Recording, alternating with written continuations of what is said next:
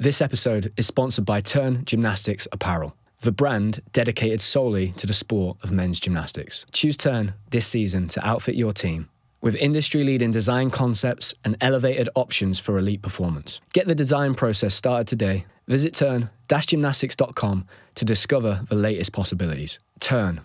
Never done perfecting. Thank you, Turn, for supporting the Sam Oldham podcast. Supporting Turn helps us bring you new content every single week from the world of gymnastics. I hope you enjoy this episode of the Sam Oldham podcast. In this episode of the Sam Oldham podcast, I'm joined by Shane Wiskus. Shane represented Team USA at the Tokyo Olympic Games, helping the men's team finish 5th. He finished 9th on floor and 23rd in the all-around. Shane has had an incredible career. He's won multiple medals at the Pan American Championships. He's won national titles and was part of the Minnesota Gymnastics University team. And Shane joins me today. It's great to have you here, mate. Thank you. First off, Shane, just tell me, we've literally just been speaking a little bit about your shoulder injury and the surgery that you've had. What does your life look like right now, Shane? Are you very much back into being a full-time athlete, or you're still in that transition phase between being a rehabbing athlete and a gymnastics athlete again? Yeah, definitely in the transition phase still. You know, I was cleared to start doing gymnastics again at the beginning of this month. So, you know, the last couple of weeks has just been, let's see what hurts, what doesn't hurt, what can I do, what can't I do? And, you know, every day I'm kind of going into the gym and, you know, adding just a little bit more to my workload. And, you know, this week has kind of been the heaviest week I've had in a very long time. I'm like, you know, I go in and, you know, I usually start getting stretched out for my PT. He does some range of motion. And then I go through all my rehabs. That usually takes like an hour, hour and a half. And then I start getting to the events. And, you know, my workout on each event is maybe like 10 minutes each. You know, some events longer than others. But for the most part, it's just back to basics. It's like, you know, giants, swing turns, lots of trampoline, tumble track, you know, little swing pirouettes on P-bars, you know, really just the basic stuff. So, but I'm hoping within the next month or so that, you know, I'm able to start doing some bigger gymnastics and really pushing the limits of my shoulder. You know, the big risk of when you get the surgery that I had is called a bicep tenodesis surgery. So basically what they do is they take the bicep tendon, which normally attaches to your labrum, and they attach it to the head of your humerus instead. So instead of pulling on the labrum and causing all that labral pain, you know, it's just pulling on bones. So hopefully moving forward, my doctor told me, you know, it's actually physiologically better for gymnasts to have that done because there's less impingement, less things, you know, that can get in the way. And now that it's been longer than 3 months, you know, hopefully the bicep tendon is fully integrated to the bone, the anchor is holding, and now I can really start pushing the envelope. So the next month to 2 months is going to be, you know, we're going to ramp up, you know, from here on out, but definitely in the transition phase right now. How many experiences have you had of doing a long rehab, Shane? And if you've had a few prior experiences, what did you learn from them, and what are you really trying to keep in the forefront of your mind as you now try to transition back into gymnastics? Because I had countless rehabs. I spent most of my career injured, but when I was coming back, I was always learning, and I was trying to implement that stuff every time I came back. And in the end, I became like an amazing rehabber, which is not a good thing if you're an athlete. What are those things maybe you've learned in the past, or maybe it's not, maybe this is the first time you've done a big rehab? Yeah. So, I mean, funny you say that because this is really the first time that I've had anything super major. Prior to this, in 2022, I did a handspring double front on vault. It was a new vault for me, and it was probably one of the best ones that I'd ever done. You know, I was hoping one day to half out and do Dragolescu. And it was, you know, one of the best ones I'd ever done with a blind landing. You know, I opened up, I was ready for the ground, and the ground wasn't there. So I kept opening up, and I ended up landing with my legs completely locked out. And, you know, that was a really close call. And thank God that it wasn't anything serious like ACL or meniscus or, you know, anything like that. And it ended up just being a tibial plateau fracture. And I was able to walk. I was still able to do, you know, pommel horse, ring strength. there was still a lot that I could do. And I think about 3 months later is when I competed or it was about 4 months later, 3 months later, I competed at the trial competition for Pan American Championships in, I believe it was Rio in 2022. So prior to this, that was the longest, recovery period that I ever had. So this is, a completely new challenge for me, uncharted territories. But honestly, it's been a really enjoyable process because I've gotten to kind of, take myself out of being a gymnast for a while and, spend some time doing some other things in life that, you can't really do when you're full-time 30 hours a week in the gym. So yeah, I think having a serious injury does give you a great sense of perspective. And, we were having a little chat before we went live, and you said you've got almost like a new appreciation for just being able to just do gymnastics. You kind of go back to the beginning again. You're like, oh my God, like, it's just great that I can do giants. Like, because I missed it so much. I took it for so much for granted, just being able to actually do it. So that's great to hear, mate. I'm going to ask you a question before we go back to the beginning of your story, Shane. When I look at your gymnastics, for me, you're a really well-balanced all-arounder. There are not, for me, when I watch you, I feel like there are not really many holes in your game. So if you are a really balanced all-arounder, when you have an injury like that that's quite serious, what are the areas of focus that you use? For me, when I had a really serious injury to my ankle, at the time I was really lacking in terms of ring strength. So my whole focus in my rehab, and the thing that got me through hours of rehab, which was very, very monotonous and boring, was, but when I get to the end of this, I can go and lift weights, and then I'm going to get strong on rings. And when I come back, that's going to really help my gymnastics all-around capabilities. Is there any areas of focus that you're really thinking about as you're starting to make the transition back into gymnastics? Yeah, I think for me, the biggest thing that I'm trying to make sure when I come back is that, I minimize as many of the, I guess you could call it like the troughs, like you have, the peaks and valleys. A lot of people when they come back from injuries, like, your wrist will flare up and your elbow will flare up, or your low back will flare up. And, I'm not just rehabbing my shoulder, I'm also rehabbing my wrists and my back. And I'm doing a lot of lower body lifting to try to really strengthen my legs and my lower back, my core, so that when I start increasing the load of gymnastics, my body can actually handle it. And in terms of like events of focus and, being an all-arounder, when people ask me like, what events I do, I always say, I do all of them. I'm an all-arounder. And, the way that I usually phrase it is like, you have your Steven Netterosics on pommel horse, or I guess for you, Max Whitlock on pommel horse, or you got, you could specialize and be an A+ on one event.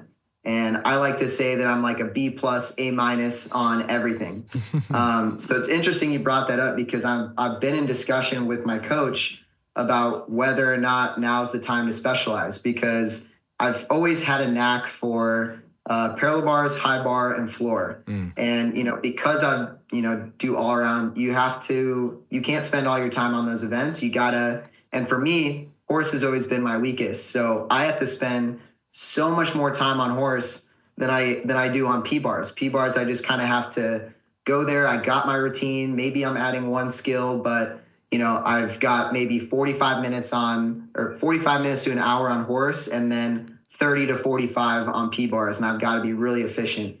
So now I'm kind of thinking, maybe I take a step back and really focus on my strengths. Yeah. I think, for Tokyo, it was really advantageous to be an all-arounder.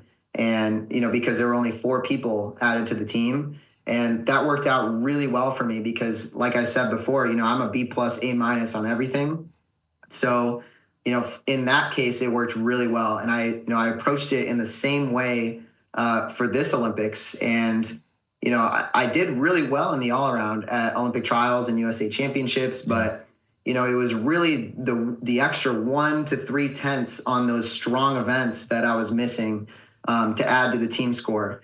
So now I'm kind of thinking maybe I spend, the next year or so really focusing on the skill acquisition on those 3 events. And then, maybe I'm still doing basics, and, I have like a base routine on, pommel horse, rings, and vault. But, I'm not going there and spending an hour of my time doing that. I'm just kind of keeping up, maintaining, getting back where I was before, and then really giving the extra energy towards parallel bars, high bar, and floor. That's really interesting, Shane, because I guess the dynamic of the US team as you go towards LA is going to be somewhat similar to the dynamic of the British team and how that has played out in the last 10 to 15 years, in that, nobody knows who's going to be on a team in 4 years' time, right? But the fact that you now in the US have half a dozen pommel specialists that are all capable of competing in world finals means that the chances are you might carry a specialist in that apparatus. So then if you are going to make a decision, or you're thinking about making a decision to potentially specialize, I guess the difference in terms of the mindset and the approach that maybe the difference to what you've experienced before is that you're almost thinking about other athletes as well as you. Whereas if you're an all-rounder, you just try to be the best all-rounder, right? Have you had that conversation? Have you sat down with your coaches and gone, okay, if we do specialize, who do we match up well with? Because at the moment in Great Britain, we've got two athletes, Courtney Tulloch and Harry Hepworth, who are incredibly strong on rings and vault. Courtney's just qualified for the parallel bars final at the Europeans. Harry's also finished second on floor. Those two guys... They're no slouches in the all-around either. No, exactly. Really, you're right. But those guys, they will already be thinking about who complements me, because for me to get into that team, my power, strong events has got to match up with somebody technical. Are you having those conversations? And do you look at it that way, Shane, when you're thinking about maybe switching things up and going in a bit of a different direction? Absolutely. I mean, some of our weakest events in Paris, if I'm not mistaken, were rings. I think floor and high bar, or floor, high bar, P bars. So all my strengths, we were pretty low on the start value. I know in terms of the final score, the final score is really what matters, but you do got to take difficulty into consideration as well when you are trying, not just to get a bronze, you're trying to get, gold or silver. Yeah. You have to look at your difficulty level to make sure it's competitive with those top teams. And, who knows, maybe Russia will be back in. So you really got to up the difficulty. And that's been our focus for the last couple of years. But, for me, my focus and what I've talked about with my coach is, P bars, high bar, floor, just skyrocket the difficulty. See how many of those big skills we can get in. Dismounts are very heavily rewarded this time around. So, you add a triple back or a triple pike to the end of your high bar routine and you stick it, you're scoring, 4 or 5 tenths above the next guy who did a double-double. So it's about finding those areas that are, low-hanging fruit, a triple back on high bar. I would consider that a relatively easy skill. It's just scary. You have to do a lot of numbers. You have to get a lot of repetition and build up the endurance so you're confident at the end of the routine. So, it's skills like that, or, getting another G release on high bar that are really going to move the needle, not just for myself, but for Team USA, because, the way that we select our team is very much maximizing team potential. They do take in individual medal potential into account, but the primary focus for us has always been the team event.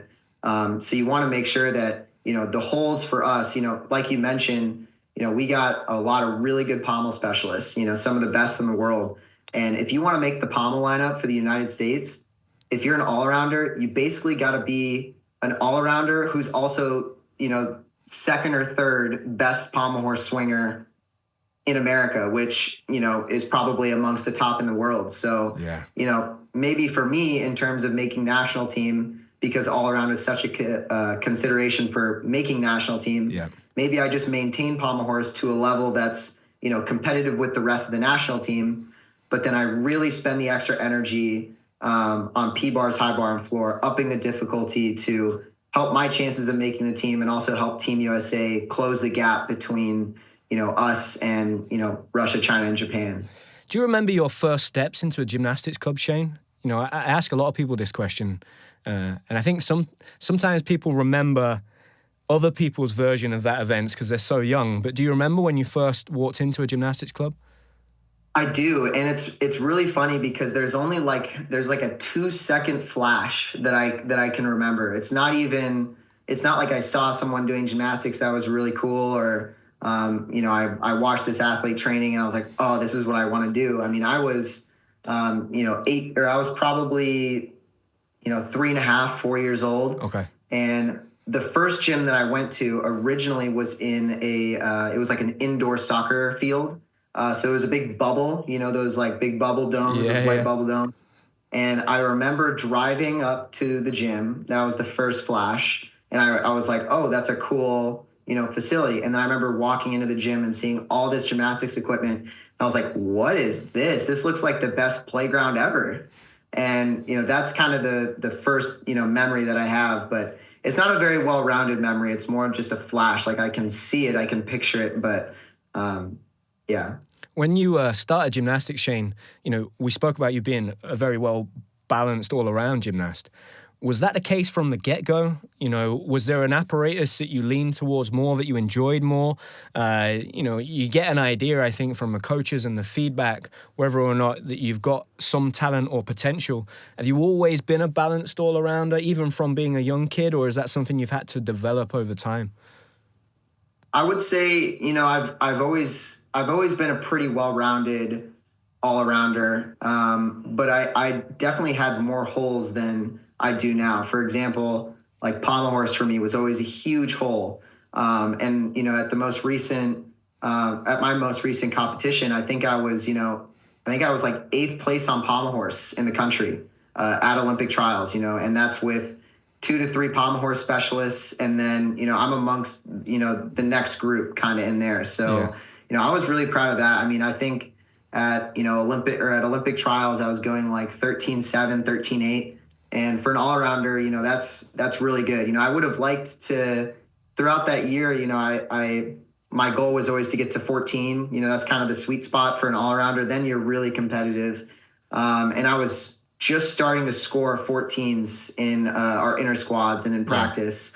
And I think my highest score with psych judging was like a 14.2. So I was like, okay, I can do this. I can get a 14. But, I was happy with a 13.8. But that was a huge hole for me. And actually high bar used to be a really, really big hole for me as well, because I remember when we used to have this program called Future Stars. Okay. It's still around. It's not as prominent as it used to be. But that was kind of the feeder program for the junior national team. So This is, 8, 9, 10-year-olds doing compulsory routines that, they're more difficult than the other compulsory routines, but they're really, aimed at getting these guys together, competing against each other at a young age. And then you make the Future Stars national team and you get invited for a camp at the Olympic Training Center. And I remember being at one of the selection competitions for that. And I was just sobbing because I was so scared of doing the swing turn on high bar. I think I was 10 years old. And the routine was like, you do a pullover and you go cast, giant, hop, and then you go giant, swing turn. And just the concept of letting go of the bar was so terrifying for me that I was crying before the routine.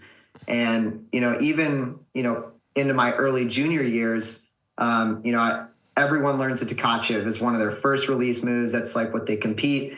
And I was so afraid of letting go without seeing the ground. So, like you're doing a Tkachev, you're looking at the ceiling. So that was really scary for me as well. And I developed such an intense mental block that I couldn't even let go of the bar.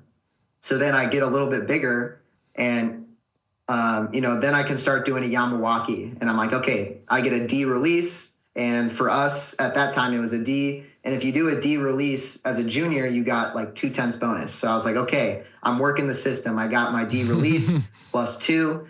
We also had an L grip requirement. And I remember I used to do because I couldn't do a jam for whatever reason. I never, everyone else, you learn a Tkachev, you learn a jam, you learn a Chinese tap into a dismount.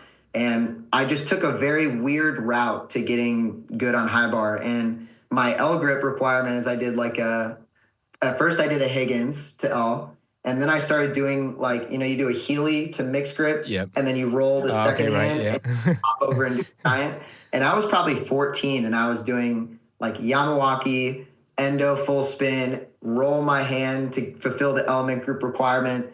And then right around the time I turned 15, that's kind of when the trajectory really changed because I learned a Kovacs. Okay. And I realized that, at that time you could do as many as you wanted. So because I could see the ground on a Kovacs when I let go, I was one of those guys that like, I still to this day, I look at the bar when I release on a Kovacs.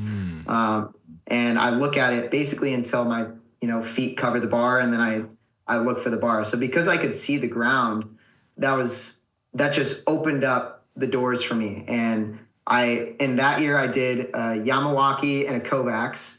And I also learned a talk half. I skipped a jam. I went straight to talk half and I had a D dismounted the lay half. And that was a pretty big routine for a junior. And then the following year I got a Coleman and I think I caught that on my first day of actually working it. So now I've got a really good routine. I've got a Yamawaki, a Coleman, a Kovacs. I've got a talk half, a quast, and a D dismount that I can stick 90% of the time. So that, I was probably 16. That was really when high bar started becoming a huge strength for me. So, you look at being an all-arounder and spending all this extra energy to try to lift up your weaker events. And I would say around 16 is when everything the playing field kind of leveled out. And I was like, okay, now I've got, that B+, A- everywhere. I've got no major holes. Now I just got to keep adding bits and pieces here and there to my routines to continue to, raise my level of difficulty. Shane, what did you think you had in you potentially when it comes to your mindset, maybe, that meant that when you had that experience of crying before you even went on the bar, you still kept pushing through? Because a lot of kids, right, and you will have seen this yourself, they face a challenge or a mental block or some kind of adversity and they don't ever get back on the bar. That's where the fork in the road appears. But that's such a common story, and mine is exactly the same. I was so frightened of the high bar. I was petrified of it. I remember my first competition, I did a British Championships when I was 9. And, this probably wasn't a good idea because my coach had put me in the under 14s. So I finished like 78th out of like 79 gymnasts. But the other 2 gymnasts didn't even do 6 pieces. I did 6. So I was effectively last. But I fell 6 times on a high bar routine and there weren't even 6 moves in the routine. And I was just crying my eyes out and like hugging my coach. But I kept getting on that bar. And I can't think back to, I don't know what it was about me that kept me getting back on that bar. And maybe you can't put a finger on that for yourself, but you might have seen that in other people. What do you think that is, Shane? And maybe what did you have in you that others didn't, that meant that you were able to, when you faced those challenges and then that mental block again, it's like talking to the same person. I had the same thing. I could not let go on a Kachev. Yeah. I just couldn't let go. And then all the coaches from all over were trying to figure this out with me. But I was like, I'm just so scared of letting go. I can't let go of it. And it was a massive mental block. I went to do a competition in Ukraine when I was 13. And I was petrified the whole journey because I knew what was going to happen. I was going to get to high bar and I'd be able to avoid doing a Kachev until like the competition day. And like the general warm-up, I just couldn't let go. And in the end, I was able to just giant and just let go of the bar. And I flew about 2 meters past the bar, landed in like a Russian with my legs on the floor. Like, it must have been the scariest thing for all the other gymnasts to watch. But I jumped up like, yes, I let go. And they must have thought, what is wrong with this kid? And after that, I could do it because I'd let go and the fear had gone. What do you think that is, Shane? That's something that you can't put your finger on that means that allowed you to just keep getting back on that bar? I think it's definitely a combination of a lot of different things. My mind immediately jumps towards competitiveness. Like, I think I've always had a very competitive nature. I want to, if this kid can do it, then I can do it and I can do it better because that was just my mindset. I just knew that, there's not like, I looked at everyone as being on the same playing field and, maybe this guy had more resources or a better coach or a foam pit to try this in, and maybe he just figured it out a way that I haven't tried yet. And I think that was just motivation. Like if I saw someone doing it, I immediately was like, I could do that. I know I could do that. And even though I'm afraid now, the competitor inside of me is saying, you're going to do it one day anyway, and you're going to do it better than him so that you can beat him. And I think it also, stems from the love of the sport, the drive to continuously get better. I think like my overall mission in this sport, a lot of reflection was done in this past year. And I think my overall mission in gymnastics, even from the earliest age, was just to become the best gymnast that I could be. And, of course I want to, be competitive and win and get accolades, but really it's just, if I think that I can do better gymnastics and I know that I can, then I'm going to go do it. I'm going to go work towards it. And I even still feel that today. Like, there are skills that I'm seeing guys do where I'm like, I could definitely do that. I can figure that out. It might take some time, but I can figure it out. And I think that mentality kind of carries you through those really emotional parts where, you feel like, all hope is lost and you're so afraid and this is the scariest thing on the planet. But it's all in the process and the journey towards becoming the best gymnast that you can be. And then the feeling of like when you said you just let go of the bar, just that feeling is rewarding enough. It's like, okay, now that I let go of the bar, I just need to do it a couple more times before I can start making corrections. And then maybe I can time it later and, kick my heels back. And it's just like one little baby step at a time. So you get those little wins and it motivates you and you feel like you're getting better and you're improving.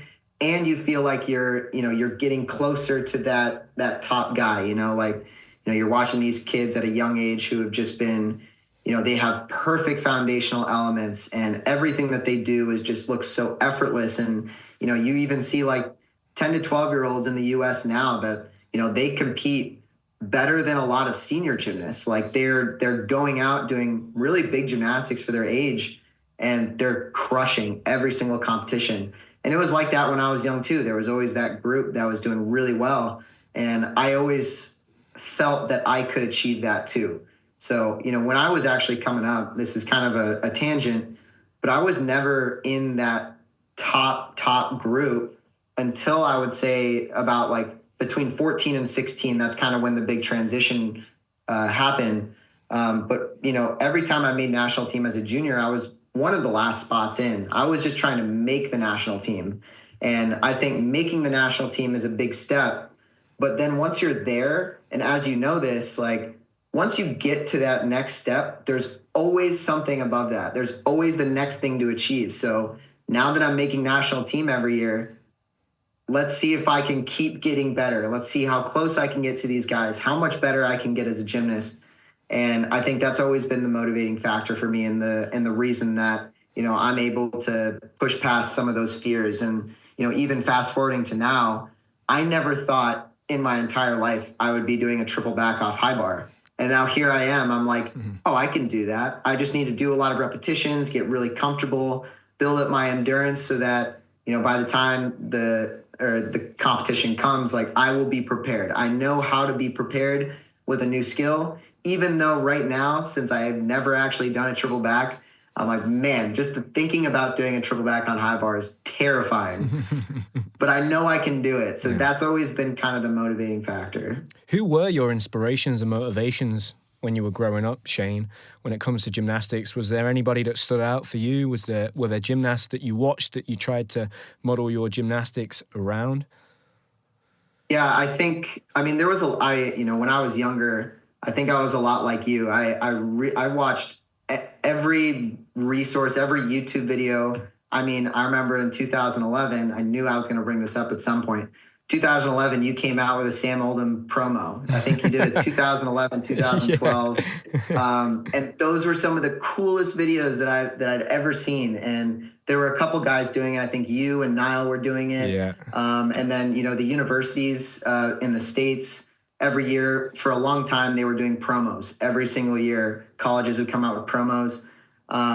And then in terms of like individuals, Paul Hamm was one of the first gymnasts that I idolized. 2000, 2004, I think I watched the Olympics. I was, too young to remember much from it. But I remember him winning. And then I remember in like 2006 or 7 meeting him. And, at that moment on, I was like, Paul Hom, super fan. And I was watching every video that he ever posted. Him and his brother used to have a website, and you went to the website and it was a calendar.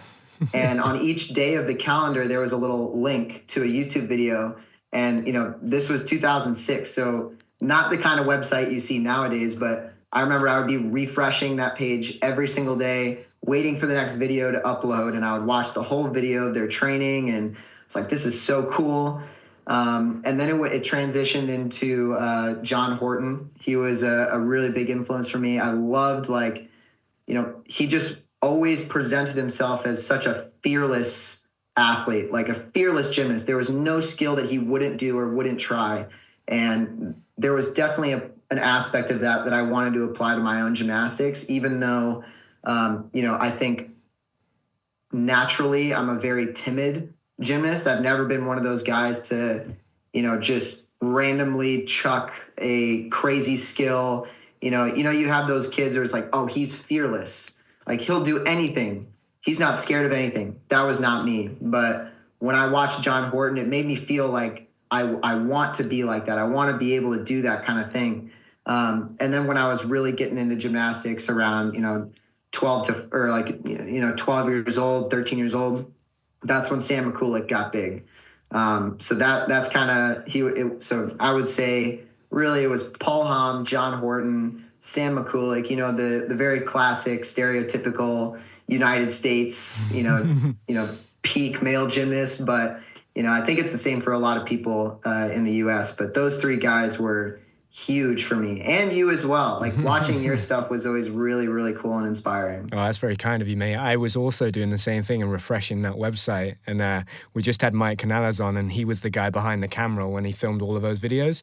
And so you remember the website? Yeah, makingtheolympics.com. Yeah, I used to refresh it all the time. Yeah. Because at that time, we were like, the code had started to change, and we'd watch the videos of them like on a low bar, lifting up and then trying to learn attack half and stuff. And then standing on the springboard between the bars and doing like standing top back to catching upper arms. So when we were like 12 or 13, me and my training partner at the time, and we were like watching these videos and then going in and trying all the preps, even though like our arms were skinny, we couldn't catch upper arms, we were still trying to do them. You had no business doing a bell yet. No, that's really cool, mate, that you say that. And I said to Mike, if you have those videos, please put them on YouTube, because they're still really good training tools. Like watching the preps that they were doing for those skills are still relevant today. So that'd be really cool. But that's very kind of you, Shane, to say.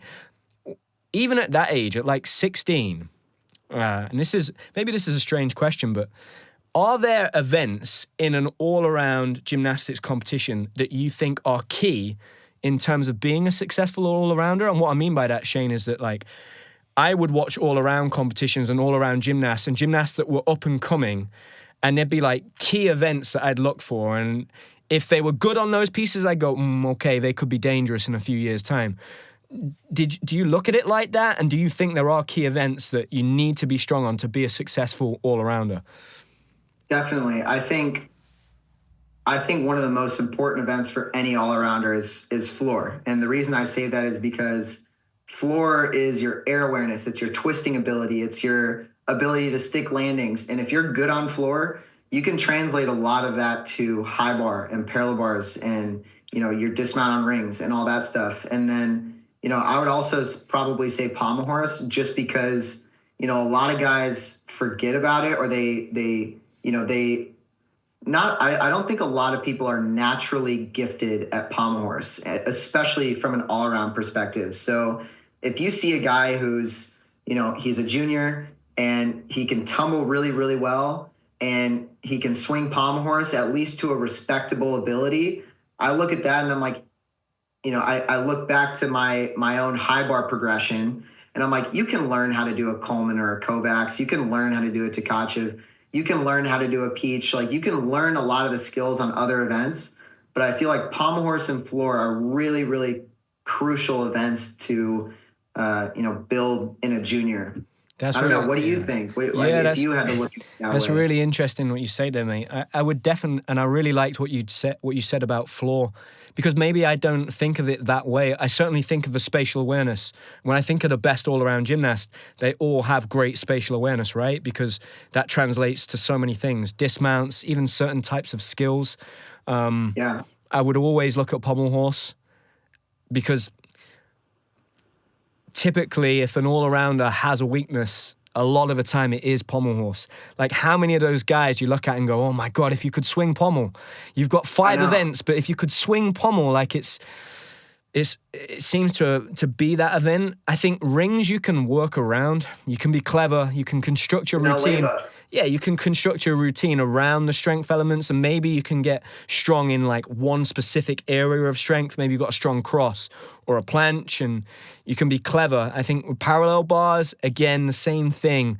I'd say personally for me, historically, although at the European Championships, the scores on parallel bars seemed really low for some reason, that you can score pretty high on P-bars because there are not many built-in deductions. With vault, the same thing, right? Like, if you do a clean vault and you're close to sticking it, you can do a 2.5 and take a small step, and somebody does a Dragolescu and they land a bit deep, and you can beat them in their score. And then I'd say high bar is a key one. There's a lot of all-rounders that tend to be scared and frightened of high bar, right?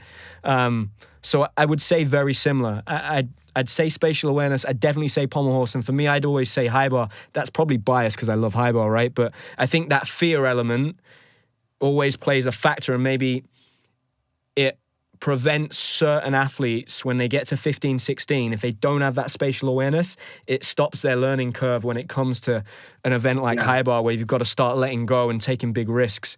But yeah, I just thought it'd be really interesting to ask you that. Take me forwards then, Shane, to transitioning into being a senior athlete and what that jump was like, and your experience of going from competing on the junior team in the US to then starting college potentially. I know you went to Minnesota, and then being on the senior national team, and how much of a difference there is between those two squads. Yeah, so I guess we left off at around, the time that I was, just making national team. And then I remember 2014, 15, and 16, I went from, my first nationals, I think I was like 42nd. And then the nationals after that, I think I made it on a national team in 12th place. And nowadays, 12th place wouldn't even make national team. And then the nationals after that, I jumped up to like 9th. And then 14, 15, 16, I went like third, first. Wow. So the last 3 years, I really jumped up in ability. And I think it was because, I closed that gap on high bar and horse. I got a routine that I could do respectively on those two events. And then at that time, and I guess it's the same nowadays, but if you're in the top 3 in the US as a junior, you can pretty much have your pick of the litter NCAA. Like, you can go to any program you want. Okay. If you're in that top group. And I remember, I'll rewind a little bit. When I was about 12 years old, I started doing some extra private lessons with the assistant coach at the University of Minnesota. Oh, wow. His name is Kostya Kolesnikov. He competed in Russia back in the day. He just missed out on the Olympic team, I think in 92 or 96 from an ankle injury. But he was a really good gymnast, and the Hom brothers actually brought him over to the States, and he was working at Swiss Turner's for a while, is where they were training. Yeah. And then when they left, he went over to a different club gym in Wisconsin, and then got recruited to work at Minnesota. And once he got to Minnesota started getting a lot better. And, they went from being, a team that could, barely make it, or barely, make it to NCAA finals, to a team that, pretty consistently, and, I would say once every couple of years, they were going to finals, and they were competitive. We have, so Minnesota is also in the Big Ten Conference. So we have Big Ten Conference and NCAAs. Okay. And, I think Kostya and the head coach, Mike Burns, they did a really good job bringing up that program. And, in Minnesota, historically have not been a lot of great gymnasts to come out of that location. I mean, I think the next example would probably be John Roethlisberger. Okay. And he was coached by his dad, who was he was the head coach of Minnesota before Mike Burns, who was my head coach. So John Roethlisberger was kind of the last really, really great Minnesota gymnast. And, historically, not a lot of good gymnasts come out of Minnesota. But my mom, bless her heart, she did everything and anything she could to, give me the best training that I possibly could. I remember, she was reaching out to guys on the college team to see if they would do private lessons with me. I was already doing extra private lessons with my current coach, or with my with my club coach at the time. And then we finally got in contact with the guys at Swiss Turners. I went and trained there for a week. And the head coach there recommended that we reach out to Kosia. Okay. And I was doing probably 2 or 3 days a week extra, driving up to the University of Minnesota when I was 13, 14 years old. Wow. To do private lessons with Kosia. And he taught me my first release. He taught me a Tkachev. He taught me a Higgins, a jam, or a talk half. He taught me a lot of those skills that helped me close the gap.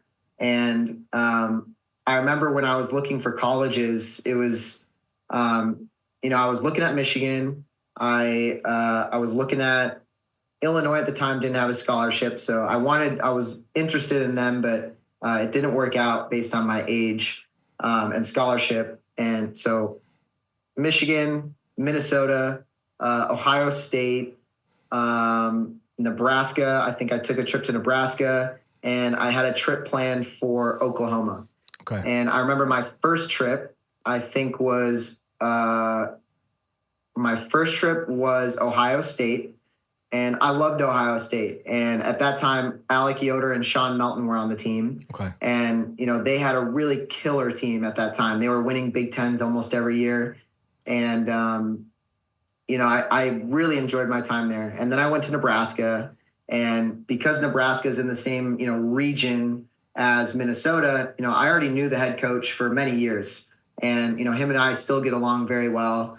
And, they had a new up-and-coming assistant coach. They were looking at upgrading their gym. And, they had a lot going for them, too. And then I remember I took my trip to Minnesota. And for some reason, when I was looking for schools, I was like, I can't go to Minnesota. I have to leave. I have to go somewhere. I have to spread my wings, so to say, and leave the nest. And Kosia has done so much for me already, but, I really feel like it's time for me to take the next step and take a big risk. And I took my trip to Minnesota, and Kosia handed me a handwritten letter. And I remember the letter said something along the lines of that he will do everything in his power. He will dedicate every ounce of his extra time. He made sacrifices to his family time. He, would do all of these things and with the sole goal, the sole purpose of making the Olympic team. And, college is interesting because, a lot of college coaches, they care about the Olympics, but, their salary, their paycheck, their respect amongst, the university is really tied in with their performance at NCAAs. So a lot of programs are really focused on NCAAs, but the USA stuff and the Olympic track is kind of extra. It's something in addition to the NCAA. And when Kosia said that, I remember just immediately I was like, this guy will do anything for me. He is on my team till I hang up my grips. And, I also knew a lot of the guys on the Minnesota team. And I think it was on the drive back from our recruiting dinner, I asked them to pull the car over, and, everyone in the car, my mom, my dad, and, 3 guys on the team, I was like, I'm going here. I'm going to Minnesota. And I just felt like it was meant to be. It was always meant to be. Even though there was something in me that didn't want to do it, I always knew that that's where I belonged, and that's where I would thrive as a gymnast. And I don't know if you've ever seen the Minnesota gym, but it's a shoebox. We didn't even have a full floor. our vault table only went to 68 feet. So I don't know what that is in meters, but really short runway. You can only do 10 steps. We had to walk to the women's gym 10 minutes away to go vault. And I looked at that as it was a challenge. And I was, the equipment itself was really good. The facility was terrible. And I also had a meeting with the athletic director, and he made a commitment to me. And he was like, we value men's gymnastics. We admire your pursuit of the Olympic dream. We want to do everything we can for you. And I promise by the end of your career here at Minnesota, we will have a new gym for you to train for the Olympics, not just while you're in college, but after college. So I was like, these guys are going to take care of me. They're going to take care of me for the long haul. I'm going to be able to train here in my home state until I'm done with gymnastics. This is fantastic. And I committed to Minnesota, and we had a fantastic first year. We ended up second in the NCAA as a team, which for us, that was tied for the best placement we'd ever had. So we had a really, really good freshman year. After that, half the team graduated. So 10 of the 20 guys graduated. We had a whole new group of guys come in. And anytime you have a switch that big, there's a huge change within the team. And, that took a long time to, really blend everyone back together.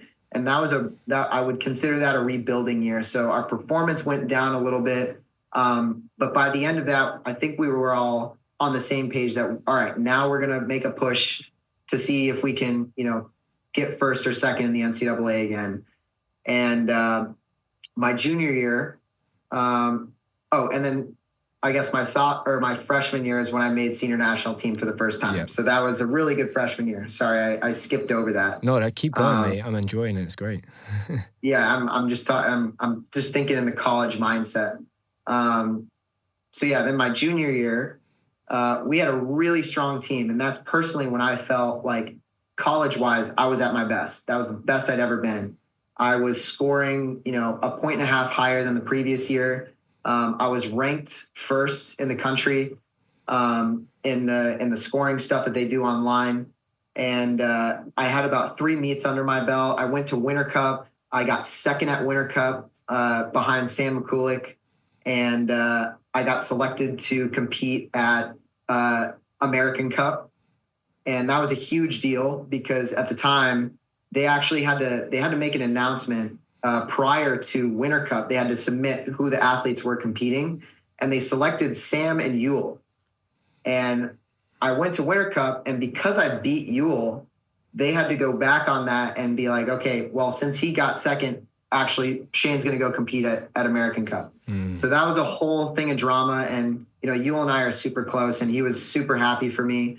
It was more just, the coaches were pretty upset about that. But then Winter Cup 2020, I think it was March or April. I think it was March. That's kind of when COVID hit. And that was when everything came crashing down. The whole world went up. COVID was crazy, right? Looking back at it, it doesn't even seem real. And the rest of the season was canceled. At Minnesota, we weren't even allowed to go into the gym for a long time. So a huge gap in training. I was going back to my club gym, mini hops, about 30 minutes away to get some extra practice in. And then in the fall of that year, that's when we got on the Zoom meeting with the athletic director. I think it was men's gymnastics, men's tennis, and men's outdoor track and field. And all of us were in this meeting with the athletic director. And he came in and very quickly, very briefly, he said, this will be your guys' last year as a competitive NCAA program. Unfortunately, because of the financial losses of the university, we have to cut your program. And I'm really sorry, but this is just how it is. And, finish out this year strong. And then he left, and that was it.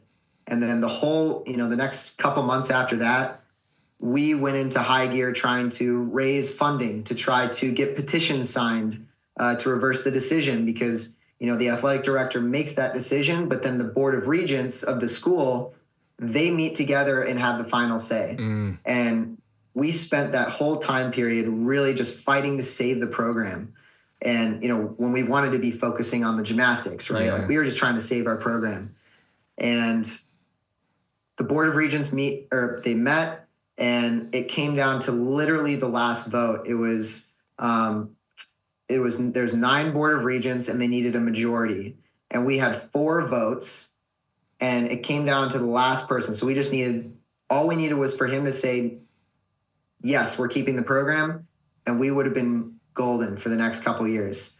And unfortunately, he said no. And, for our team, that was like a massive hit. Not only did we have to deal with COVID and all the mental health stuff related to that and the big gap in gymnastics, but now, all of our, freshmen, sophomores on the team, they're like, I'm only going to get like 1 year or 2 years here. And I think for a lot of people that was, devastating. For me, I still had the Olympic track. I knew that I wasn't going to be done doing gymnastics, even though my program was being cut. So the dip for me wasn't as severe as it was for them. For them, it was career ending. It was, all right, they just announced my retirement, basically.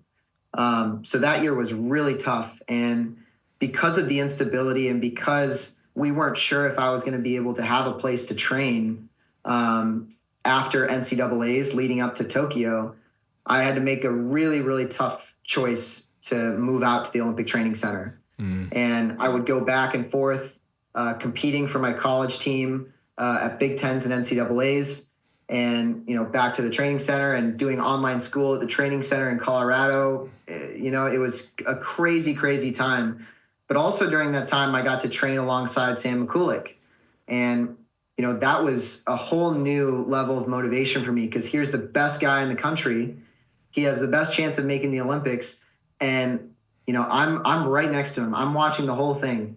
I get to follow in his footsteps, listen to his direction, do exactly as he does, and maybe that'll help me make the Olympic team. And I'm trying to think where I should go with this now, but what did you learn, Shane?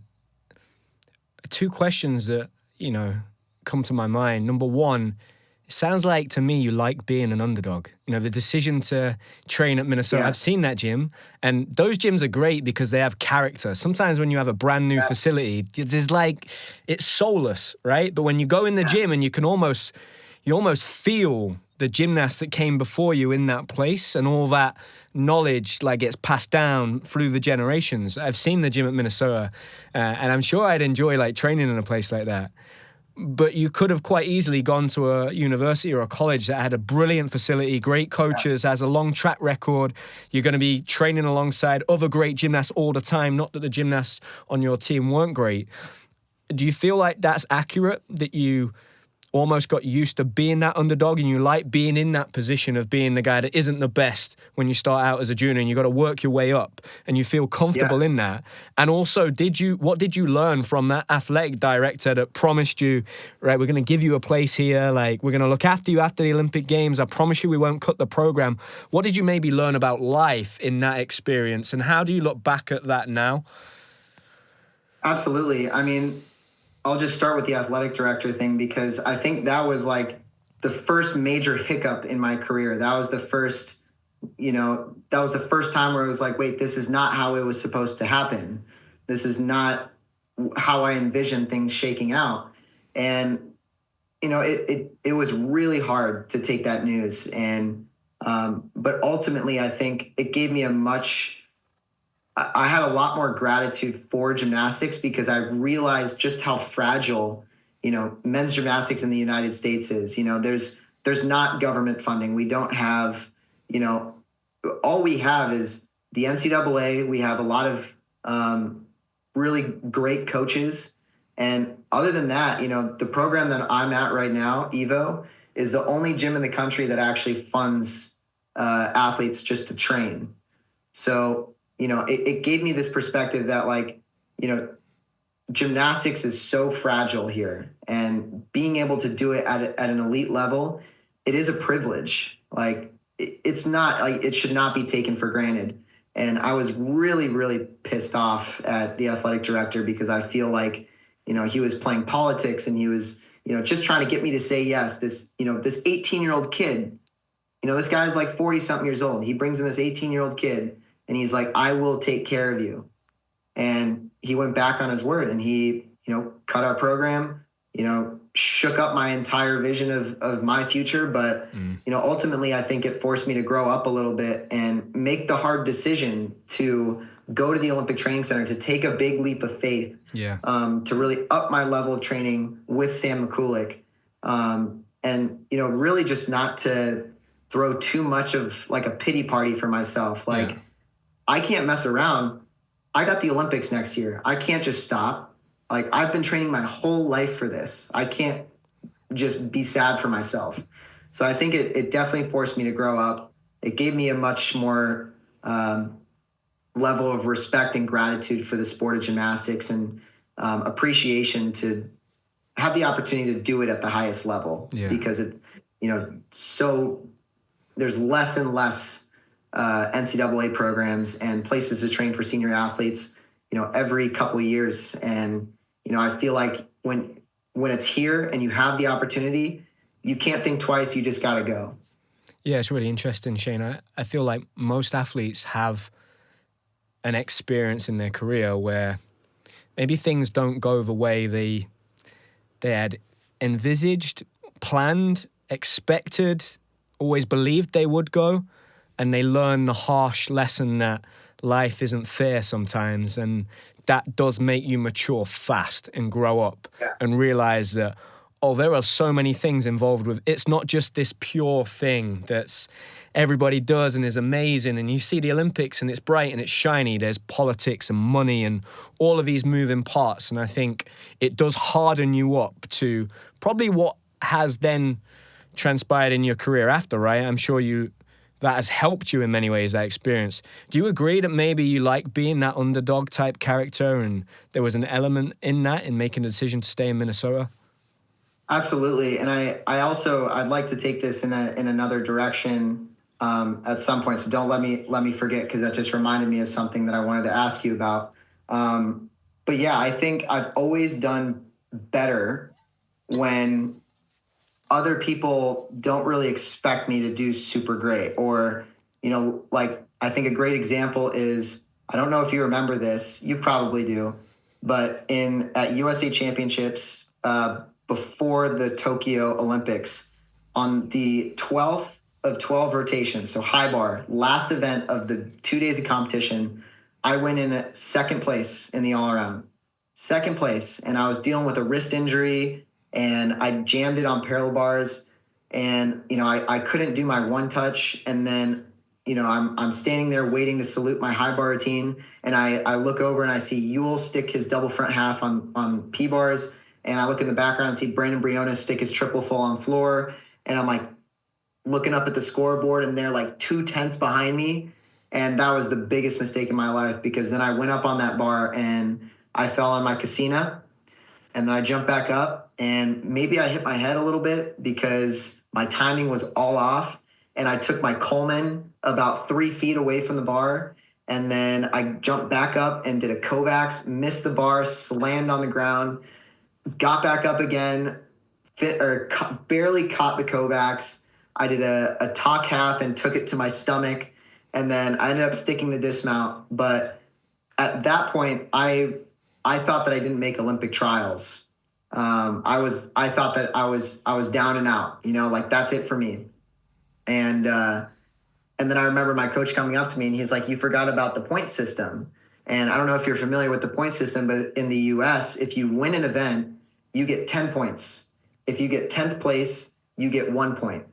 So because I had done so well on all the other events, I had enough points that automatically qualified me to Olympic trials.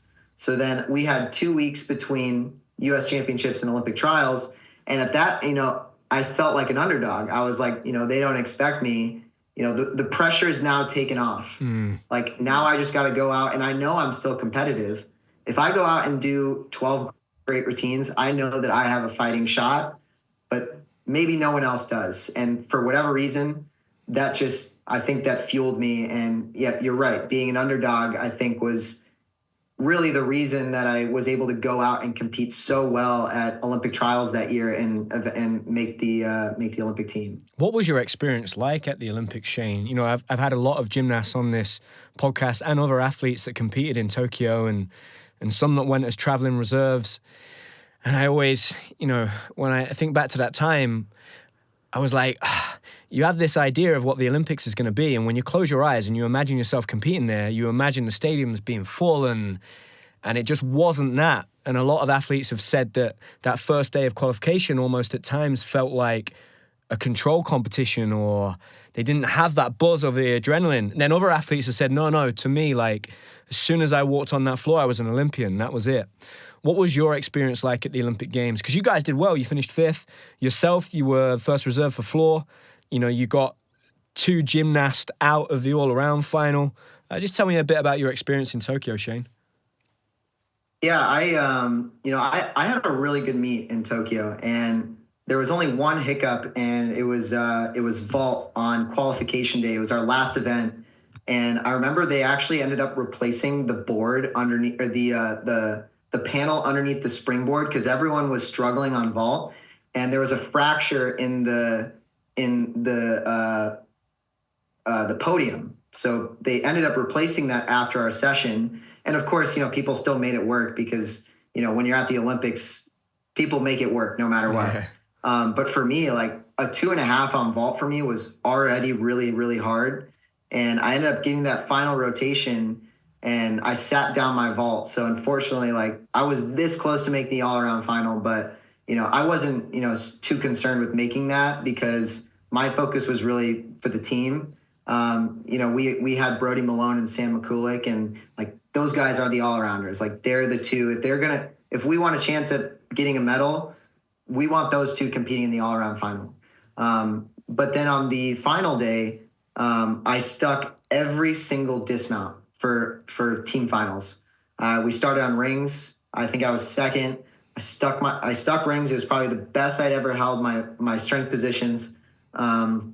I didn't do vault because we had 3 2.5s that year, and they were all much more consistent than me. And then I had like a 14.7 on parallel bars, stuck my dismount. I went like 14.2 on high bars, stuck my dismount there. And I had a little bit of a mistake on my non-acro on floor, but I stuck that dismount as well. And I remember just like when you're competing under the Olympic banner and you see the rings and you see all the other athletes competing, you know, there's definitely a part of me that wishes that there were people in the stands screaming and, you know, carrying the energy. But to be completely honest, like when I was competing at the Olympics because as far as I'm concerned, I hadn't been to previous Olympics before. This was the first one I'd ever been to. So like, that was it. This was my chance. So for me, I still felt that people were watching. Like I knew people were watching on TV. And I think the hardest part though was not having my family there. Like, you know, you always imagine, you know, after that competition's over, you get to go to your family, you get to enjoy the whole experience together. Maybe you go watch an event together after, you know, your competition is done. And, you know, I just didn't get that. And that's one of the biggest, that's one of the harder parts about that Olympics was not having my family there. You know, the extra spectators, you know, I can live with, but not having the family there was really tough. And then what was your experience after that Olympic Games? I imagine that the build-up and that extra year of training wasn't anticipated for anybody, and you spoke about how difficult it was mentally during that period for anybody, let alone an athlete, right? And the program at Minnesota being cut. Did you struggle after that Olympic Games in any way, or was it hard to get back going, ready for Paris? And just take me through that space between Tokyo finishing in 2021, there only being 3 years to Paris, and what your experience was in that build-up towards the Paris Olympic Games. I mean, for me, that was, I think that was probably the beginning of, you know, my more modern and mature approach to the sport. You know, I really looked at it after Tokyo, there were no limits. There were, you know, I need to get a Dragulescu on vault. I need to get this 6'2" floor routine. Like, I am going to like really take this to the next level. Cause at that time in Tokyo, I was a really good NCAA gymnast and I was good enough to make the Olympic team, but really I wasn't that competitive with the rest of the world. And in my eyes, I was like, this is that next level. Like, when I made junior national team for the first time, now I'm here. What's up there? And it's that curiosity of like, how far can I push this? How good can I get? And I remember getting back after Tokyo, and the hardest part about that time frame is a lot of the guys at the Olympic Training Center ended up retiring. I don't know if you remember Adrian de Los Angeles, Donathan Bailey, Timothy Wang, a lot of these guys that we were training with, Robert Neff, Sam McCulick, like all these guys ended up retiring. So I was alone at the training center. It was me and Eddie Penev for probably 2-3 months. And during that time, they actually let go the 2 coaches that were there. Actually, let's rewind a little bit. When I moved to Colorado, my coach, Kostya, he moved with me. He moved away from his family. Wow. He moved with me to Colorado. And after the Olympics, they decided they wanted, instead of having 2 coaches, 2 assistant coaches, they wanted to just have 1 full-time coach, because I was, it was me and Eddie at that time. It was just 2. They don't need 2 coaches. So they got rid of both of those coaches, which was super hard because I had grown a deep connection with those guys, and it wasn't in my control at all. They just said, all right, these guys are done. So then Brett McClure stepped in as the coach, and we were, full steam ahead on difficulty. And, I was pushing the envelope on every event. I was trying to get my casino back. I was doing, big combinations on floor. I was pushing like a 16-5 parallel bar routine. I was trying to get as strong as I could, up my difficulty on horse, everything. I was really like, that was probably the peak motivation that I've had in terms of getting better as a gymnast. And with all the resources at the Olympic Training Center, I don't know if you've ever been there, but they have a state-of-the-art strength and conditioning facility. And we had a strength coach who really understood gymnastics and took the time to understand gymnastics. So I feel like there was 2 sides of this coin. Like, I'm getting the best training that anyone on the planet could pretty much ask for. But then on the other side, I have this gap where I don't have the teammates. I don't have the training partners. And, that was one of the hardest parts for me. And then Alex Diab, ring specialist in the US right now, he moved to the Olympic Training Center in the fall of that year. So then we had him, and then we ended up hiring Syke Caesar as the head coach. And then that whole year was pretty good. I ended up getting out a lot of the difficulty that I was training, and, my performance dipped down a little bit, but, that was to be expected when you start doing new skills. And then at the end of that next year, at the end of 2022, that was when we started getting, we were in talks with this gym in Florida called Evo. And, the guy running it, his name is Kevin Majajka. He was the Olympic coach, the Olympic head coach for, I think it was Sydney, Athens, London, and Rio. So 4 Olympic games, he was the head coach. So one of the most experienced coaches on the planet. He's starting up this gym. They're going to pay us money, so that we can live and survive without having to do extra stuff. They were like, we got this, amazing facility. We got all this new equipment, and we're like, okay, let's take another risk. There's only 3 of us. Maybe more people will join us if we go to this gym in Evo. So then we moved to Evo. First couple months were pretty slow. And then in that next year, Brody Malone, Curran Phillips, Steven Nedorosik, Colin Van Wicklen, all these guys we all came together. And for that year, for 2023 and early 2024, that was the best training environment I have ever experienced. And the reason I say that is because you have, 5 or 6 guys that are, all of them realistically can make the Olympic team if they perform at their best. and we all have the exact same goal. We were all friends. We were all close. We had Psych as our coach and Kevin Majika for his guidance. They brought down Sam McCulick. So we had every piece of the puzzle. They even brought down the head physical therapist for men's gymnastics. His name's Steve Pachura. They brought him down too. So we not only did we have the best medical, we have some of the best equipment in the U.S. We're getting paid. We're in Florida in the sunshine, and now we're just getting to work. We're practicing every single day, 9 to 1. We're getting a really good rhythm. We're motivating each other, doing inner squads, and that was really like that period of training was so good that it was like infectious. Like everyone was getting better. It wasn't just one guy getting really good and then the other guys kind of struggling. It was, no, we are all like, there was even a period of time where, if you put our team score together, we were like, dang, we're competitive with the rest of the world, just us. Like we were thinking that maybe we could even be the Olympic team. And, that was also motivating. We were like, this could be a huge moment for us. And then where were we going with this? Should I just keep going? Just keep going, mate. And then we're building into Paris, obviously, and the Olympic trials and the US Nationals and the way that plays out. I've been the guy that makes the Olympics, gets the phone call to say your dreams come true, and then 4 years later been the guy that gets the phone call to say you're the reserve, you're the guy that misses out. And I've experienced that myself.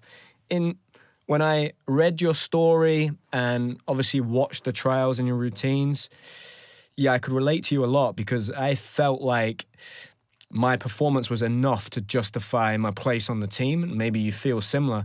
I just wanted to know what the build-up to those trials were like for you, your experience of it, and also, how you felt after that competition. Did you feel like that? Did you feel like, that's it, I'm going to get the call to say I'm in?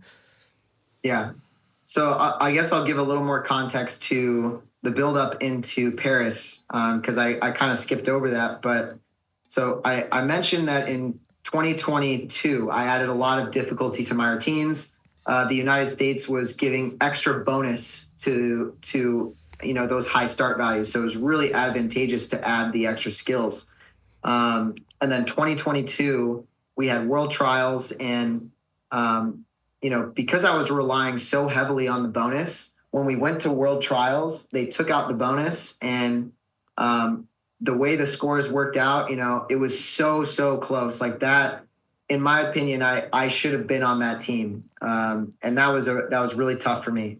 And then, you look at, previous year, I was on the Olympic team. So now not making the world team, I was like that was a huge hit to my confidence. And then circling into 2023, now I'm at Evo and, there was a gap where we didn't have medical. And towards the end of that year, my body was really starting to trickle out of, I was just tuckering out, I guess. My lower back was flaring up. My shoulder got really, really bad at the end of 2023.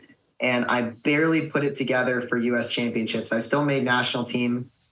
But, those 2 years after the Olympics were, very lackluster in terms of like accomplishments. Like I felt like I was doing all the things that I needed. I had a good training environment.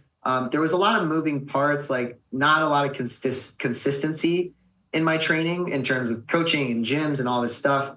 But I still felt like I could have made those teams. So it was a really, really big shot to my ego and confidence that was like, I want to make the Olympic team, but realistically, like, I didn't make worlds in 2022. I didn't make worlds in 2023. My body is absolutely shot right now. I had to pull out of Pan American Games because I couldn't do a single pass on floor. My back was so bad. I had a bulging disc and I had to take like 8 weeks off. But then I remember, end of 2023, end of 2023 and beginning of 2024, that was the sweet spot of the training at Evo where, all the guys were getting better. My health was improving.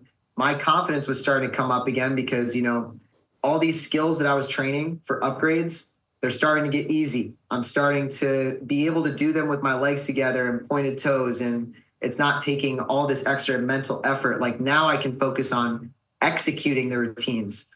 So for me, and then I went to Winter Cup, and I ended up I won day one, and I got second on day two, and averaged it out. I got second. So then you rewind to, Winter Cup 2019 or 2020, and that was the last time that I placed that high. So my confidence was really, really good. And then we had a couple international competitions. I was a really good team player. I hit all my routines for the team. I don't think I didn't miss a single routine technically, because I did catch a casino with one arm at that German meet, or the Stuttgart competition, DTB. Yeah. But I stayed I didn't miss a single routine that entire year. I never fell. So my confidence was really good going into US championships and Olympic trials. And, I was also meeting with my sports psychologist every single week. I had everything dialed in, my sleep, my diet.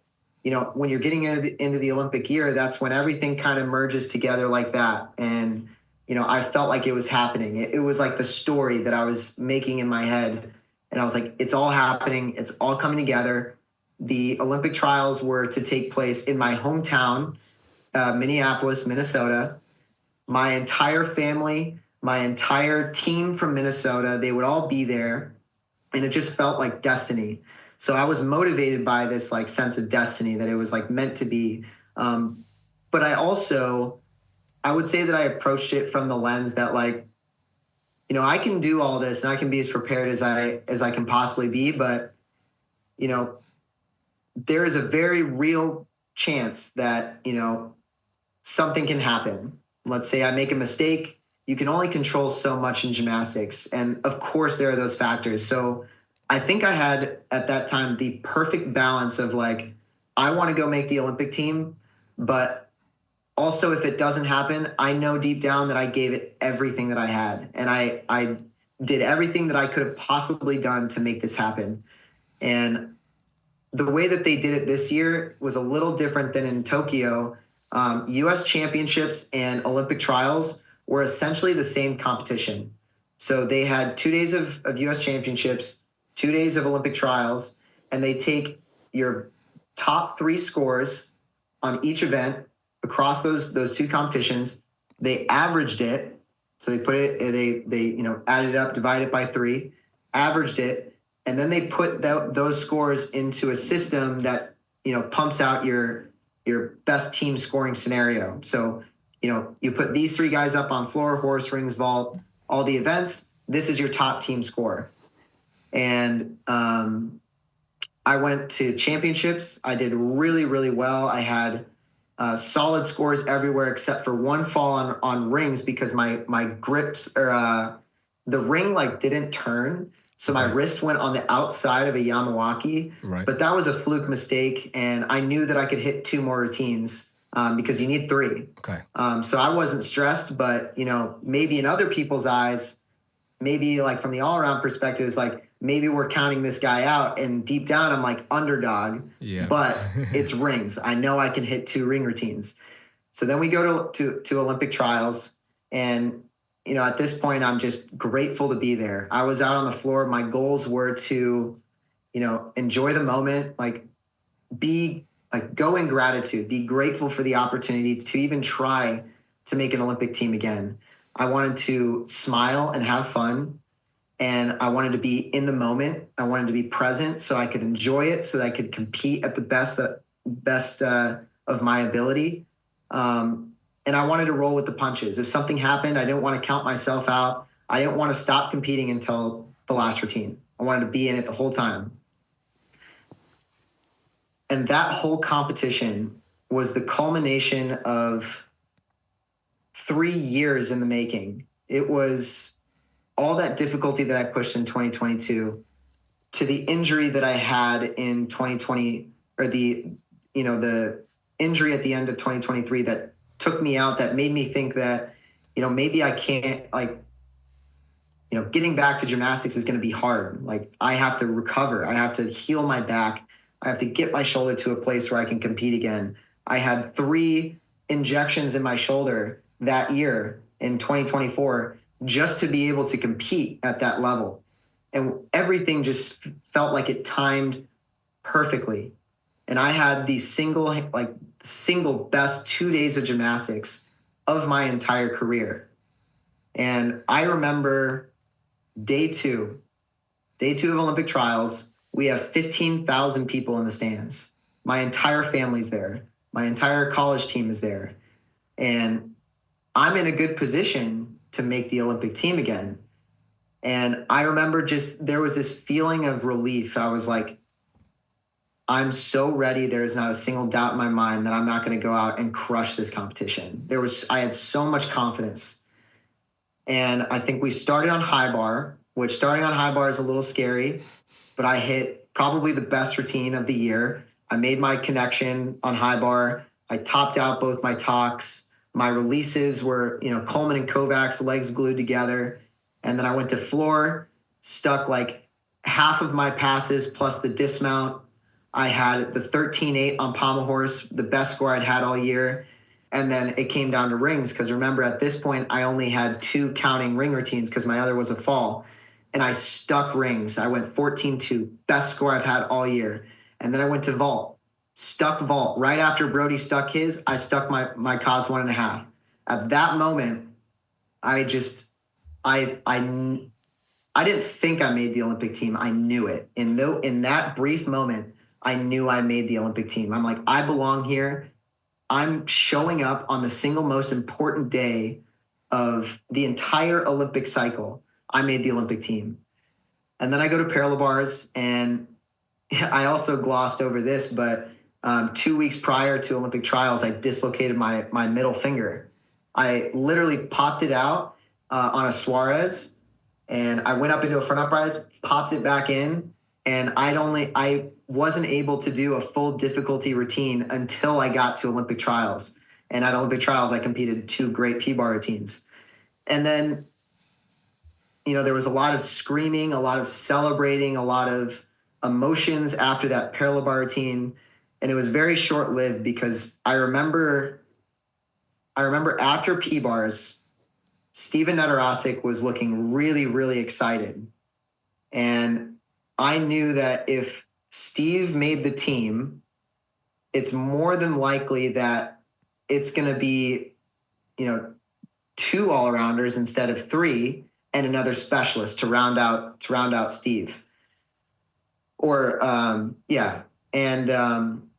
So I saw Steve, he was looking really excited. I was looking at the leaderboard, and I saw that I was in 3rd place amongst the all-arounders. And there was just something that I was like, there's something I'm missing. What's about to happen? And I was feeling relatively good, but there was that question in the back of my mind, and we went into that room, and we're waiting for, 15 minutes before we get the news. And I'm just sitting there as far away from the other athletes as I can. I think I'm sitting right next to Kevin Majajka. And we're just kind of waiting in anticipation. My heart's racing. And then they came in and they said, Brody Malone, Asher Hong, Steven Nedorosik, Paul Judah. Paul Judah was the last name to be called. It was really between him and I. And, immediately there was just, my heart sank. It was like deep, deep disappointment. Like the amount of pain that you get from, you always think that as long as I do my best is enough. And I convinced myself before the competition that there's all these things that could happen. There's all of these variables. I could, maybe I slip on this random thing. A fluke happens, like what happened on rings at championships. Any number of things can happen, but it was different because I did everything right. I hit all my routines. I competed to the best of my ability, the culmination of 3 years. And so then I was announced as the alternate, the traveling alternate. And when they announced the traveling alternate, they announced them with the rest of the Olympic team. So they dressed me up in the Olympic gown or the Olympic warm-ups. And, I had to go out on the floor, and all these guys are celebrating because, their dreams just came true, like I was there 3 years ago when that happened for me. And, I totally understand, like literally their dreams just came true. But I'm sitting here in the back, and, I have to pretend to smile and to be happy and grateful that I'm, at least a traveling alternate. And, they're taking pictures, doing interviews. They're asking me, how does it feel to be named as an alternate? And, I have to either say, I'm not answering that question, or, be honest and say, like, it's not the greatest. Like, I don't feel very good right now. And I wanted to get out of that gym as quick as possible. And they had like a meet and greet area for all the families of the Olympic squad. And I got to that area, and immediately I went to my family, and I'm like, we got to get out of here. We got to leave. And, of course it takes another 30 minutes to get out of the gym because, you got to go through security and pass all the fans. And again, there's 15,000 people there that you got to get through before you get to the hotel. And then I remember getting back to my hotel, and just everything came down at once. It was just so much emotion at once. Like, just thinking about it gets me a little teary-eyed. And it was probably, a solid 2 or 3 days where I was really, really depressed and sad and disappointed. And, how did this shake out like this? How did I have the best meet of my life and still not make it? And, it's another one of those moments where it's like, that's not how this was supposed to go. But because I was an alternate, I still had a job. I still had to do gymnastics. I had to be ready in case something happened. And, I got on the phone with Raj Bhavsar, and I'm not sure if you're familiar with his story, but he missed out on the Olympics in 2004. He was named alternate in 2008. And shortly before the Olympics, Paul and Morgan Hamm got hurt, and they had to put in Sasha Artemov and Raj Bhavsar. And he was just counseling me. He's like, he was basically just telling me to get through it. Go in, do the work. Your body knows what to do. You're already in shape. You need to spend time with family, let yourself decompress outside of the gym. I remember at that point, I deleted all social media because, they're pumping out all this stuff about the Olympic team and the Olympic team and the Olympics and all these interviews and emotional pictures. And I didn't want to see any of it. So I pretty much disconnected from society. I went dark on social media, and I picked up a lot more journaling.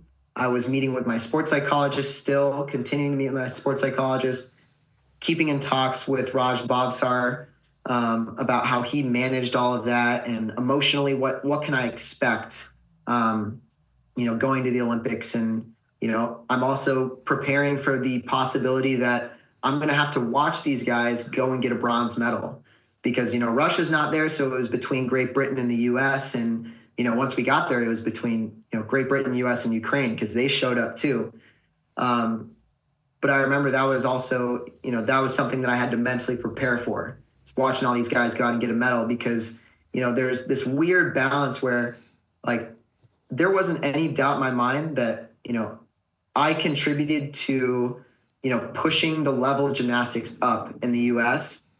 And my only goal that whole year was like, we need to get back on the podium at all costs. Like, I don't care who's on the Olympic team. We need to get there soon because the last time was, 12 years ago. Like, it's time that we get back, and this is our opportunity. So I was rooting so hard for our guys to go out and medal. And when we were traveling through the camps and the transition camp before you actually go into the host city, we're all doing these inter squads and we're cheering so loud for each other. And, I wanted them to medal more than anything, but I also knew that it was going to be hard to watch because I'm not a part of that. That's not my experience to have. And after the Olympics, so the Olympics happened, the guys medaled. It was an emotional roller coaster, but I got through it and I maintained my readiness. I did my job. I was prepared to go in if I was called upon. And then after the Olympics, I took a vacation to Greece with my girlfriend, and I didn't think about gymnastics. I still didn't have social media. I was still journaling. I was listening to music on an old iPod Classic. I was disconnected from everything. And we went scuba diving in Greece, and we had this amazing time. And then I got back, and I wasn't doing gymnastics. I was just living life, enjoying the beach in Florida, catching up with old friends. And then I got the call to go on tour, the Gold Over America tour with Simone. And, that whole experience was so great. Like, you're living this rock star life. You're living on a bus with 8 other, gymnasts that you've grown up doing gymnastics with, doing gymnastics performatively for, 15,000 people every night for, 32 shows. And that was a very healing period of time for me, because I got to, it wasn't like you had to go in and do these routines and it was super hard. No, it was fun. It was, the biggest gymnastics that I did was a Coleman on high bar, and I got to do it in front of 15,000 people every night. Like, that's fun. And, we had so many great memories on that trip, and it was a really, really healing period of time.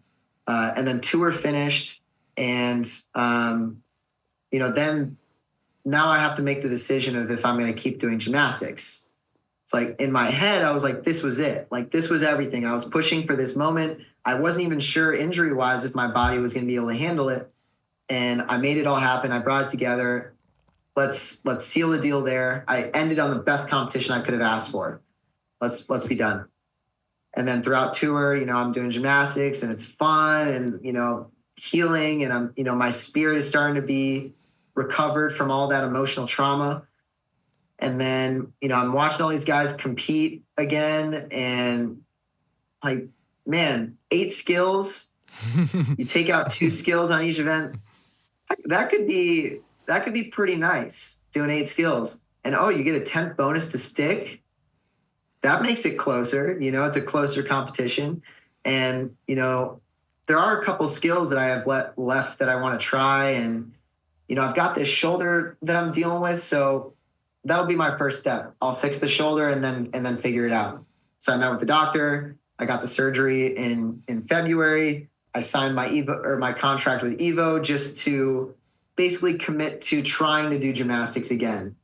And now, fast forward to now, I feel like I'm in this place where, gymnastics has been my life for as long as I can remember. And there was a part of me that was like, it's time to move on.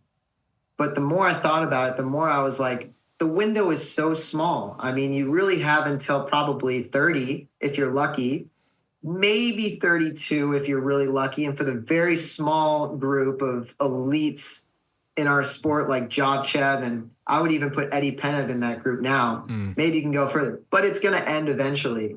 And I'm 26. I'll be 29 at the next Olympics. Who knows if it'll happen?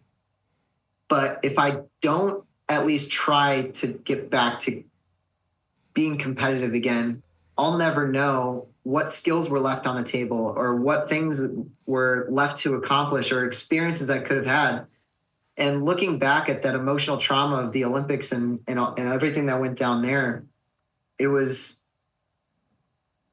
I still cherish that, because I look at the human experience as a very wide array of emotions. Like, I've made the Olympics. I've had programs cut. I've been the alternate. I've, been the last guy up on a high bar rotation to secure a win. Like, you've had all these highs and lows, but it all contributes to this experience in life that, you live it to the fullest. And it's not just the culmination of positive experiences that make it worthwhile.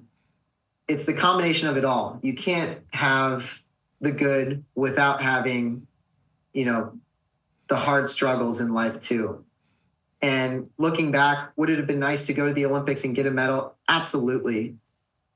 Am I still proud of myself for the work that I did? Absolutely. Is there a possibility that maybe something could happen in the future? Absolutely. That door's not closed yet. And, I think I do a good job of like writing the story of my life and how I perceive it. And the way that I look at gymnastics now is I'm not gonna be able to do it forever. Why not give it another shot? Let's see if I can get back from the shoulder injury. It's a new challenge. I've never taken this much time off gymnastics. And now I have stability at Evo. We're an established program. We've got more guys coming. The funding is still there. Why not, see if I can get back in shape and keep doing gymnastics. And at the very least, just doing gymnastics is fun. So who cares if for the next couple of years I get to, my job gets to be going in and doing flips. Like, that's still so amazing that I have that ability. So that's kind of how things have gone and where I'm at now. And I know I just kind of talked for a really long time. Is there anything that... Oh, mate, no, that was absolutely perfect. I think you've taken everybody that's going to listen to this chronologically throughout your whole career and the experience that you've had, and I think it will make sense for a lot of people. And I think maybe that's a story that people haven't heard. I think the things that stuck out for me there, Shane, were that you're a stronger man than I am in many ways, because when I had that phone call and didn't make that team, I certainly wasn't ready to be the reserve. I didn't put the work in, I didn't do the training. And if I wasn't either. If I was called upon, I wouldn't have been ready. And I look back now and I'm like, it would have been great if I was able to be mature enough at that age to have been able to do that. I just wasn't. I was still too young. I was 23 and, I was dealing with a lot at that time. It was very, very complicated. So I have a lot of respect for anybody that's listening to this that is ever in that position of being the reserve, the alternate, a traveling reserve. My advice would always be, in hindsight now as a 32-year-old, just do it for yourself. Don't do it for anybody else. Put the work in just for you. Finish it off. And if that last job is doing your last routine on podium training, and then you're doing it for you, for nobody else. Exactly. I think the other thing that really stands out for me there is that I'm 32 now. I've been retired for 4 years, and I can tell you right now, 26 is young. So we tend to have a mindset in gymnastics that your peak is around 23, 24, and then by the time you're 25, you're already kind of on the way out. I think if COVID taught anybody anything, that actually you could take months off and then come back to gymnastics and feel better than you did before. And, I learned a lot during that period, and particularly in the last 2 years of my career. And actually now, like, I joked with you that if I drive past a gym, I'll run in and go on the high bar. I'll go in, do 5 minutes stretching, jump on the bar and catch a Kovac first attempt. Like, whereas before I'd train for an hour, I'd warm up for an hour, I'd do conditioning for an hour, I'd do rehab, I'd then warm up on high bar for half an hour before I'm in the right mindset and everything has to be perfect. And, those parameters you build yourself inside your head. So, as someone that has been 4 years retired and misses being able to be still in that competitive environment, like, you do it and for as long as you can, man, while you still love it. Because I sent a message to Chris Brooks when I think I was 25. And I said, "Hi, Chris, I'm having a difficult time at the moment. I just can't get it right. I keep going from injury to injury. I still believe that I could make it to the Olympics. As being someone that made it to the Olympics on their last attempt, have you got any advice for me?" And it was brilliant. He sent me a big, massive message. It was like, when you scroll down on a phone, it was like 4 pages long. It was incredible. Now, it never worked out for me, but I was so grateful that he took the time to write me that message. And I always hope that if I sit in this chair and chat to other athletes that are still competing, I say, oh man, like, honestly, like, what I do now in my life, I love it. And I love my life and I wouldn't change it for the world. But there's nothing like doing the sport. Like, you're in such a privileged position to be able to, for you especially, being at Evo, there are not many places in the world where you get paid to do gymnastics and it's not through funding or sponsorship or whatever it is. So honestly, mate, you've achieved so much in your career already. Like, you have nothing to lose. I think that's the type of mindset. And I think the other thing that I would maybe leave you with is this. I think sometimes we can fall into the trap of saying, yeah, I just want to enjoy the journey and I just want to embrace it. But maybe if you're in that mindset at times, you don't quite go for it 100%. And actually, just because you're 26 or 27 or 28, an opportunity is still an opportunity. You can still grab it. You never know what's going to happen. So don't be frightened of, because sometimes I think it can be a defense mechanism towards the end of your career so you don't get hurt. You don't want to feel that pain again. But actually, no, like, you've done that already. You've nothing to lose right now. You're an Olympian. You'll be an Olympian for the rest of your life. So yeah, that would be my advice, having listened to your story, Shane. But honestly, I'm going to enjoy following the journey.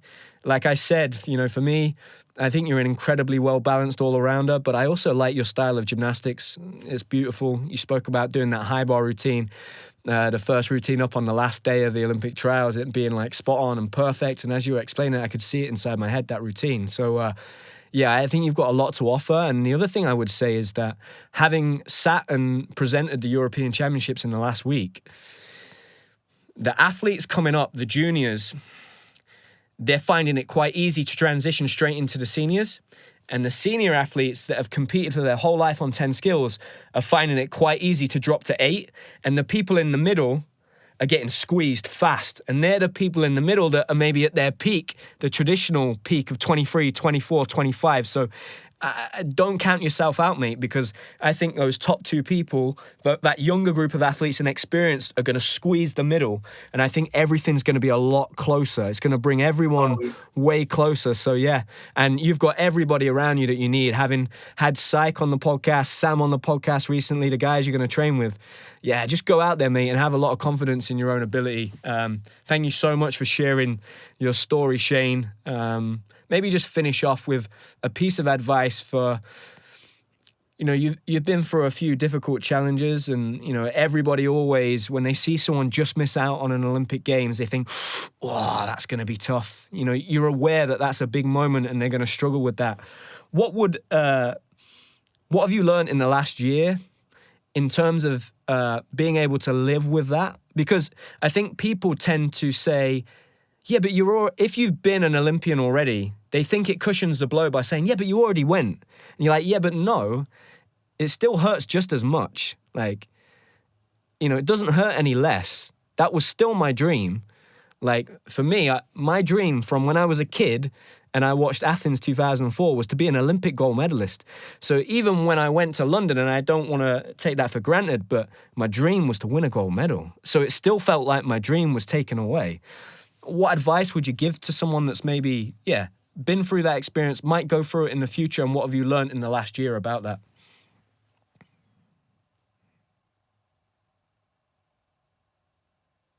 I think the most important thing for me has been to openly communicate with the people that I love how I feel. Because if I sit there and I just bottle it up and I don't talk about it with anyone, that's what makes it extra hard.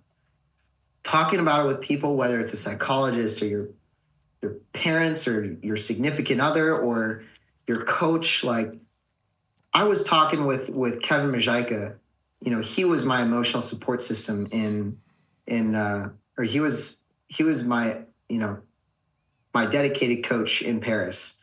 And he stuck by my side and he was constantly checking in. And, I was talking about everything that I was feeling. And the one thing that talking to him taught me was that my feelings are valid, first of all. Like, you're not crazy. And, I think I made it sound like I was super, super prepared in case I was called upon. That was not the case. For the events that I would go in on that team, it probably would have been P-bars, high bar, and floor, and maybe rings. For those events, I was ready. Horse, I wasn't. I could not put a horse routine together. I couldn't land a vault. And getting through a whole workout, like I was not in the shape that I was going into Olympic trials. So it was a grind, but he reassured me that my feelings are valid And it's okay to feel this emotion, but don't be there too long. It's okay to be upset. It's okay to be frustrated. And even with all the mental work that I had done leading up to trials to prepare myself for the potential of failing, it still doesn't make it hurt any less. So talk to people when you go through stuff like that. Don't bottle it up. You got to talk about it. You got to feel the feelings. And then you got to know when it's time to move on. And I think for me, moving on isn't forgetting that it happened. Moving on is accepting that it happened and also recognizing that the story's not done. There's empty pages in the book still, even when gymnastics is done. Like, one day I'm going to hang up the grips. There's going to be a day where I take my last turn on high bar ever. There's still pages to write. And I think if you sit in that emotion too long, then you dig yourself into a hole and it gets harder and harder to pull yourself out.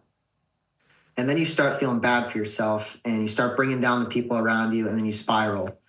So feel what you need to feel, go through the emotions, talk about it. It's going to hurt, but it's going to feel good when you come out on the backside of it because you did the hard work. The hard work is feeling it. You know what I mean? Yeah, 100%, mate. I think that's absolutely. The hard work isn't hearing the news because you know that you're not doing anything. The hard work is feeling it and accepting. Amazing, mate. It's absolutely spot on. And it sounds very obvious, but I heard someone say once, depression lies in the past, anxiety lies in the future, and peace is in the present. And it sounds so obvious, but it's so true. Whenever I find myself feeling depressed, it's when I'm thinking about the past. When I get anxious and nervous, it's something that's going to happen in the future. And in those moments where I'm able to be very present, whatever that might be, they're the moments where I feel the most content. So I try to be as present as I can just so I feel that contentment. Doesn't mean that I don't visit the past sometimes, but exactly what you said, I just don't stay there too long. You know, so yeah, mate, absolutely brilliant. I'm sure people are going to take so much inspiration from your story. Shane, where can people find you online to follow your journey now as you go into this next chapter? Yeah, so I'm in the process of starting up my YouTube channel again. I never really got consistent with that, but I've got a buddy who lives about an hour away who does a lot of film work. And he actually just came out with my first vlog, so we'll be posting that sometime soon. Oh, amazing. I think the title of the vlog is Back to Basics. I could send you it ahead of time if you want, if you're curious watching. But other than that, I do updates on Instagram every once in a while. And, from now until for the next couple months, I'm going to be working on ramping up my social media again. So you'll see more of me. But after this past year, it took me a while to kind of get back into that, displaying, my training and my life. And so mainly Instagram, but no, I want to thank you too for giving me the opportunity to share my story with, your audience. And, I hope people get something out of it. And, it's also a good moment for me to reflect on everything. I knew this was kind of the direction that you wanted to take it. But you don't prepare anything. You just kind of go off the cuff. So it was cool for me to be able to reflect on everything as well. And I want to thank you for that. You're very welcome, mate. And it's been a pleasure to share your story, to follow your gymnastics journey. And genuinely, someone said something to me once when I retired. I did my last competition. They said, "Sam, when I watched your gymnastics, it was either amazing or it was terrible, but it was always exciting. It made me feel something." And I was like, do you know what? That's what it's about, because the performances you remember are the ones that make you feel something. And I love watching your gymnastics. So, forget all the other stuff. Like, if someone can watch your gymnastics, be like, I love watching his gymnastics, beautiful. I think for me, that means a lot. So, yeah, take that with you, my friend. And, we'll stay in touch. And thank you so much for being very open and sharing your story today. Absolutely. Thank you so much, Sam.